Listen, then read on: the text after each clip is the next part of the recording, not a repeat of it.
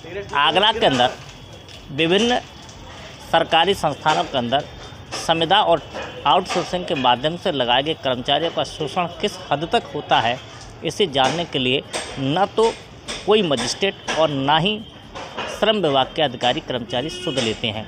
ठेकेदार अपनी मनमानी करते हैं। न उन कर्मचारियों को ईएसआई का लाभ मिलता है, न उन्हें पीएफ मिलता है, न उनको राजकीय और राष्ट्रीय अवकाश ही मिलता है। इतना ही नहीं, 30 दिन तक काम करने के बावजूद भी उन्हें वेतन भी समय पर और पूरा नहीं मिलता है। ताज़ा मामला आगरा के आगरा कैंट रेलवे स्टेशन पर काम करने वाले आउटसोर्सिंग के सफाई कर्मचारियों का बताया गया है। पिछले कई महीने से उनको वेतन नहीं मिला है। वेतन नहीं मिलने की मांग को लेकर के कर्मचारी काम बंद हड़ताल पर चले गए और जब कहीं जाकर के रेलवे के अधिकारियों की नींद टूटी। आनन फानन में कर्मचारी उपलब्ध कराए जाने वाली कंपनी को बुलाया गया और कर्मचारियों को वेतन नहीं देने के कारणों की बात की गई।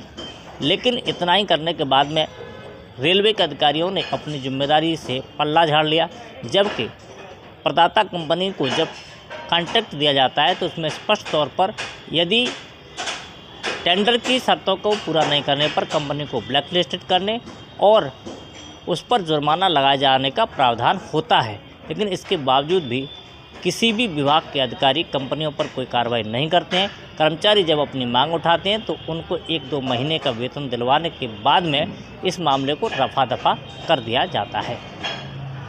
एक देश आज़ाद हो चुका है 47 में, बाकी सफाई कर्मियों से आज भी बंधुआ मजदूर के रूप में कार्य ले रहे हैं। इसमें अधिकारी और ठेकेदार की मिली भगत है।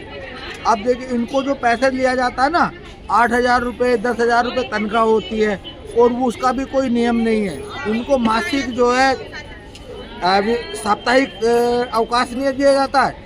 इनको महीने में 4 छुट्टी दी जाती हैं और 4 में अगर 5वीं ले ली तो 5 के पैसे काट दिए जाते हैं। इस तरीके से ये अपने बच्चे को ना तो पढ़ा सकते हैं ना कुछ आगे बढ़ा सकते हैं कि इनका बच्चा भी इन्हीं की तरह सफाई कर्मी ही बनेगा। अगर इस तरीके की हालत रहेंगे तो सरकार द्वारा मिनिमम मानदेय है वो देना चाहिए इन्हें। इनका पीएफ, इनका इंश्योरेंस, मेडिकल कुछ नहीं है। ये रेलवे लाइन में घुस के भी सफाई करते हैं, वहाँ उस समय जो है इनको बड़ी तमाम दिक्कतें होती हैं और उसका कोई वो नहीं है। अगर ये इनके साथ कोई कैजुअलिटी हो जाए तो किसी का इंश्योरेंस तक नहीं है।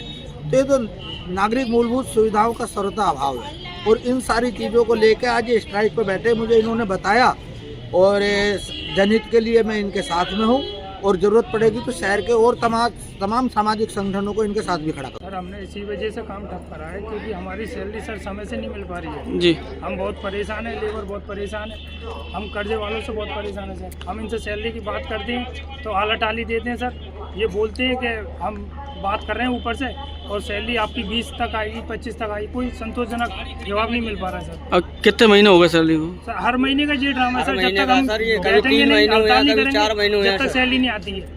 अच्छा, हमने बहुत अधिकारियों से मिलकर देख लिया, उन्होंने मिलने से हमसे मना कर दी। क्या कह दिया? वो बोलते हैं कि ये हमारे अंडर में नहीं है, आप ठेकेदार से बात करिए। ठेकेदार हमारी सुनता नहीं है, वो अपने हिसाब से सैलरी डालते हैं।